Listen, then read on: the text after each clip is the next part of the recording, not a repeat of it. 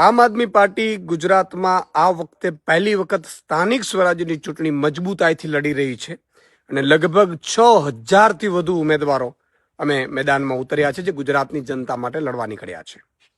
આ લડવૈયાઓને એની જીત માટે હું ખૂબ ખૂબ શુભકામનાઓ પાઠવું છું. આજે અમે એક મેગા કેમ્પેન પ્રચાર કેમ્પેન લોન્ચ પણ કરી રહ્યા છીએ કે હવે બહુ થયું, બદલીને રહેશું.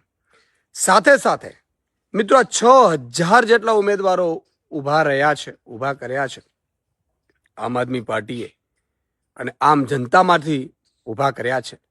ત્યારે મેં સાંભળ્યું છે એક એવા પણ ખેલ રચાવાના છે, કારણ કે અત્યાર સુધી જે થયું છે તમે જુઓ, આમ આદમી પાર્ટીના જે નેતાઓ ફોર્મ ભરે એને કોઈના કોઈ રીતે કેસમાં જેલમાં નાખી દેવામાં આવે, એને બંધ કરી દેવામાં આવે, ખોટી એફઆઈઆર કરવામાં આવે, હદ ઉપરાંતનો ષડયંત્રો રચાઈ રહ્યા છે.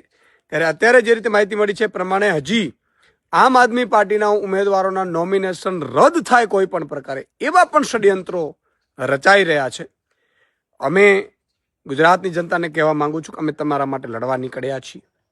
આ લોકો ડરાવવાની, ધમકાવવાની, બેસાડવાની ખૂબ કોશિશો કરશે, પરંતુ અમે ડરવાના નથી, ઝૂકવાના નથી. અમે તમારા પ્રશ્નો માટે લડવા નીકળ્યા છીએ.